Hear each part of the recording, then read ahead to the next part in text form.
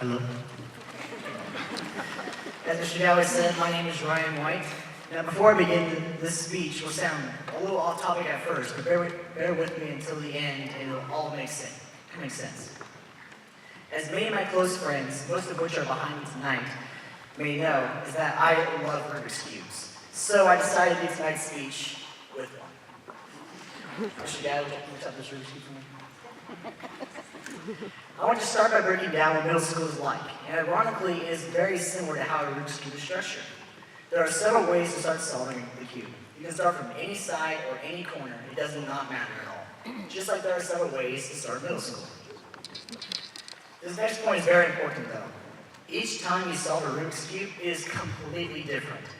It has been estimated of 43 quintillion, 252 quadrillion, 3,274,856,000 different ways to mix up a simple Rubik's Cube that small.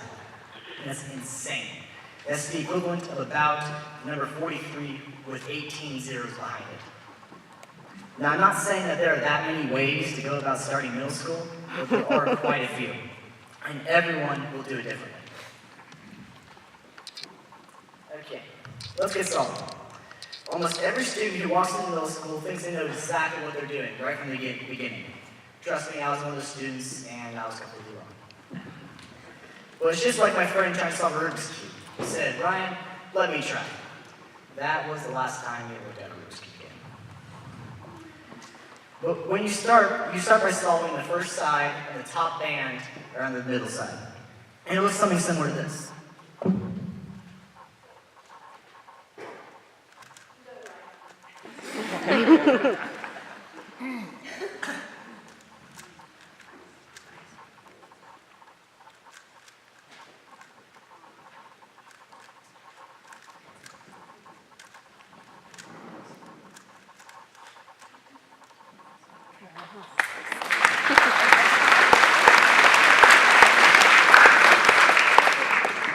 And that is basically pretty much 6th grade in a nutshell. While you're in it, it seems difficult at times, and it can be, but looking back at it is actually relatively easy, just like the academics in middle school. When you look back in 8th grade or in 7th grade, you go, man, that really was easy. Now on to 7th grade. And as many students over here may know, as being in 7th grade, they can probably agree with me as I go on with this. When you start 7th grade, you start to realize how hard middle school can actually be. You first realize that you can't get by anymore without asking for help very often, actually. The best comparison I have for this is something called algorithms. And algorithms are basically a guide to how to solve the cube. You cannot and will not go far without knowing these. They are crucial to move on beyond this point. The 7th grade is where we realize stuff like we actually have to study for a test every once in a while and not just wing it. The 7th grade looks very similar to this.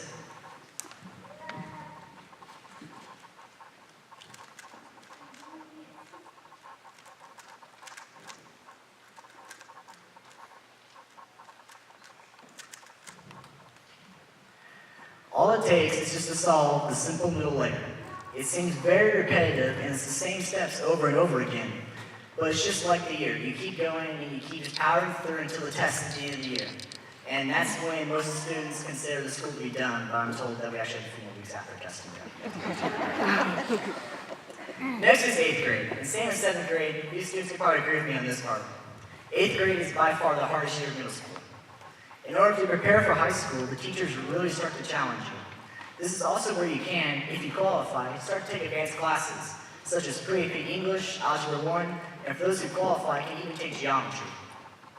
These classes are very important. If you pass or fail these classes, some of them may go on your high school transcript and follow you for the rest of your life. But just like solving a Rubik's Cube, from this point on, if you make a mistake, it will set you back, possibly to the very beginning. It is very crucial that you get everything right from now on. You have to know several algorithms to even begin to start this last part. And these can be daunting and long, but I can guarantee you that if you know the right algorithms and get them, they will help you all the way to the end. You can break 8th grade down into 3 steps. The first is to solve the bottom cross.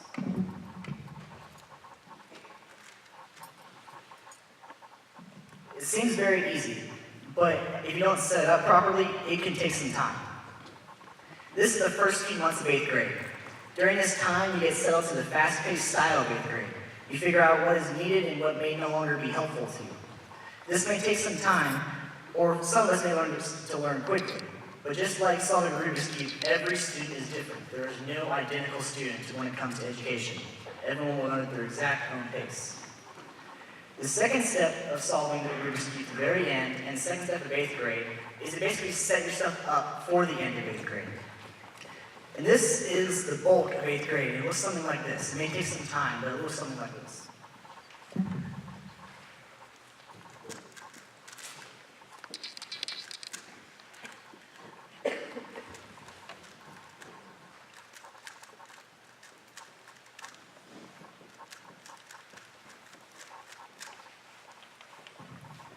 Very similar to 6th and 7th grade, it's very repetitive. You just have to keep powering through to the very end. But the third and final step is patient. It's where you figure out that not everyone's a master at school. But most of us will figure out if we are dedicated to education or not by this time.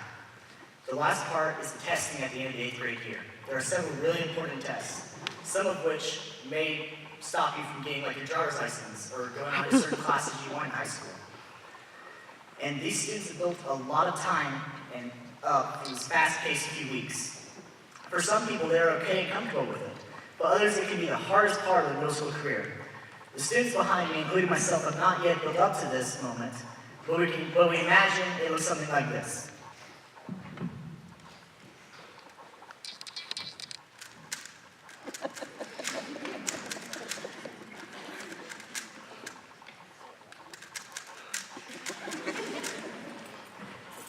That's pretty much 8th grade and middle school altogether.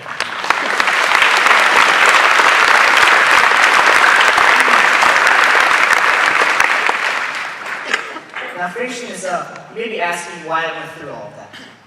And if you notice, I did not make a real life comparison to what algorithms actually are.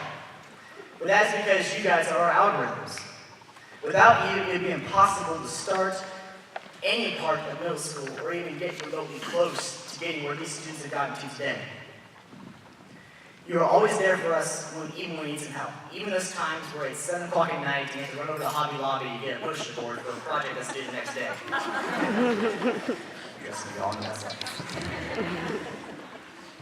Without you, we would all be like my friend and shy away from excelling in middle school, rather than getting up to work and being the best we can possibly be.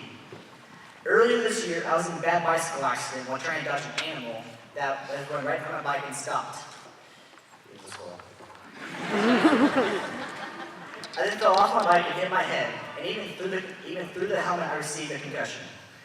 After 2 ER visits and half a dozen hospital visits, I had no movement or feeling from here down. During this time, I needed my parents to be my algorithms, and I'm lucky that they were. But this instance is not just in my family. Things go wrong all the time, and sometimes things go wrong while solving a Rubik's Cube. And what do we do to solve it? We learn the right algorithms and use those algorithms. Just like when things go wrong, we come to you guys and get our algorithm that we need to solve the problem. The point is, after all this, is that no matter what these students go on to achieve and or the hardships they face, they cannot do it without you. You drive us to keep going when times get tough, and I can guarantee you that high school is no different. Thank you.